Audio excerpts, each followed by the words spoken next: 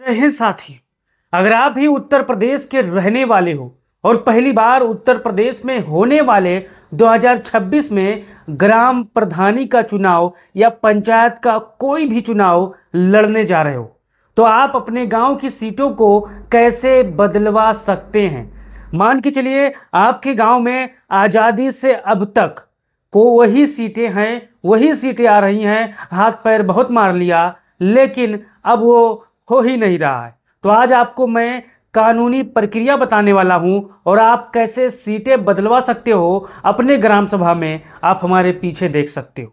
ग्राम प्रधान के चुनाव में आरक्षित सीटों को अनारक्षित में कैसे बदलवाएं। यूपी पंचायत चुनाव 2026। उत्तर प्रदेश में बहुत से ऐसे गांव हैं, अभी वहां पर सीटों में बदलाव नहीं हुआ है। रोटेशन प्रणाली यानी जो चक्रानुक्रम है वो लागू नहीं हुआ है। अब क्यों नहीं लागू हुआ है, मैं आपको एक सच्चाई बताने वाला हूं। उत्तर प्रदेश में 6 से 7% सीटें ऐसी रहती है हर बार, जहां पर धन बल, सत्ता का बल, पैसा का बल और सत्ता के करीबी लोगों के नाते वो सीट बदलवाई नहीं जाती है साथियों।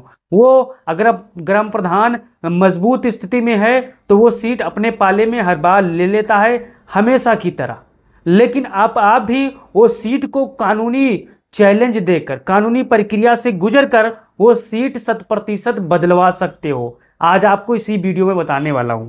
तो चलिए देख लेते हैं साथियों। आप यहां पर पहले पढ़ सकते हैं, उत्तर प्रदेश की पंचायत चुनाव में यदि किसी सीट जैसे ग्राम प्रधान, क्षेत्र पंचायत सदस्य, जिला पंचायत सदस्य आदि को आरक्षित नहीं किया गया है, जब तक कि वह आरक्षण के मापदंडों के अनुसार आरक्षित होनी चाहिए, तो आप उस पर आपत्ति दर्ज कर सकते हैं। इसके लिए आपको एक निश्चित प्रक्रिया का पालन करना होगा।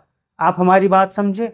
आपका गांव है और आपके गांव में मान लीजिए ओबीसी सीट है और ओबीसी सीट ना लाकर, ओबीसी सीट का जो सारी प्रक्रिया होती है, सारा मापदंड होता है, सारी चीजें होती हैं, अगर वो सीटें ओबीसी के लिए नहीं आरक्षित होती हैं, तब आप कानून का सहारा ले सकते हो।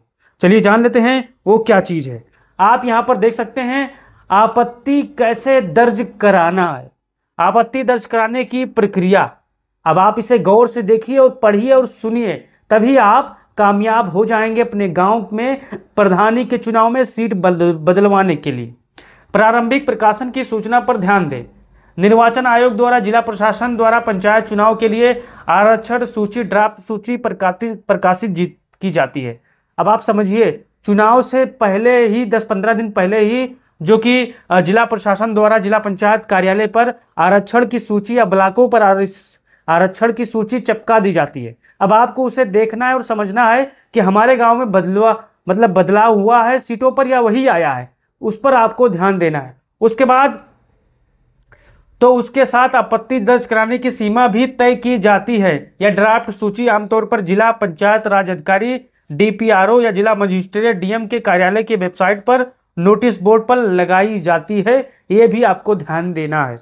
अब यहां पर देखते हैं आपत्ति पर आवेदन तैयार कैसे करें। मान के चलिए आपको शक है कि हमारे गांव में जनरल सीट है और होनी चाहिए ओबीसी, तो आपको शक है तो आपको क्या करना होगा, इस बात को आपको समझना है भाइयों। एक लिखित आपत्ति तैयार करें जिसमें स्पष्ट रूप से उल्लेख करें कि कौन सी सीट है, क्यों आरक्षित होनी चाहिए, उदाहरण के लिए अनुसूचित जाति, पिछड़ा वर्ग, महिला आदि के लिए। आप समझ सकते हैं, पूरी बात को लिखना है।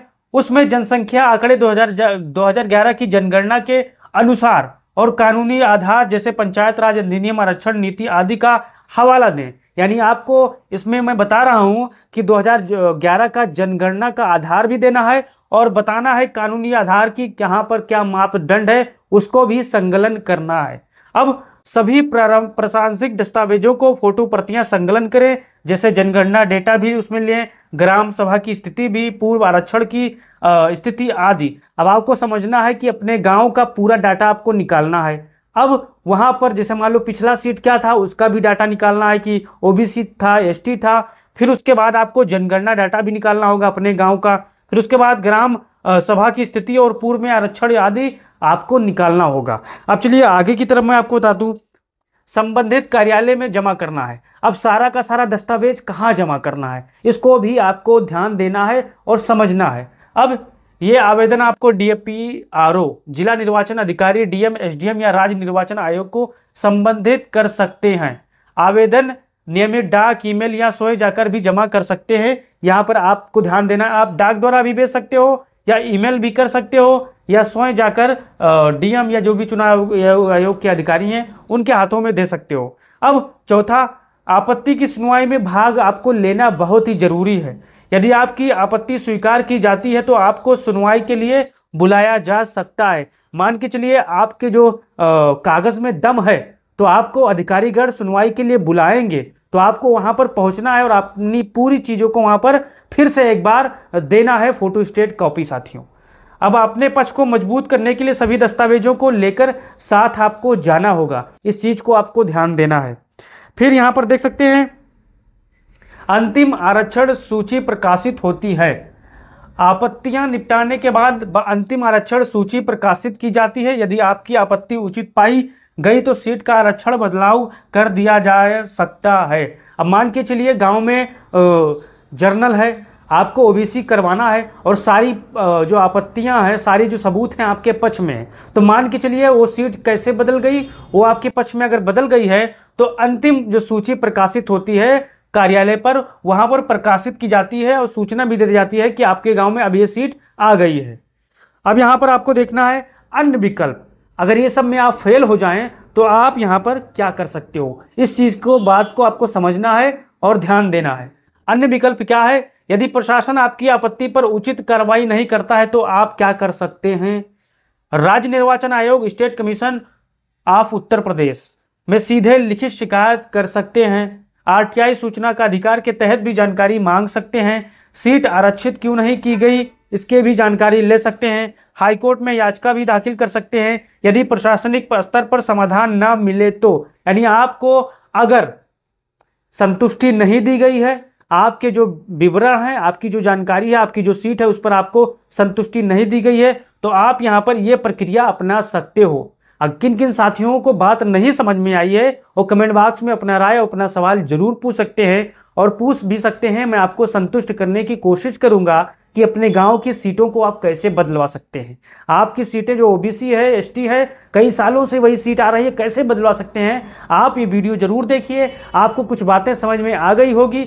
नहीं समझ में आई तो आप कमेंट बॉक्स में सवाल करिए, मैं जवाब देने का काम करूंगा। ये वीडियो आप फेसबुक पर देख रहे हो तो पेज को फॉलो करो, यूट्यूब पर देख रहे हो तो चैनल को सब्सक्राइब कर लो। जय हिंद, जय भारत, जय समाजवाद।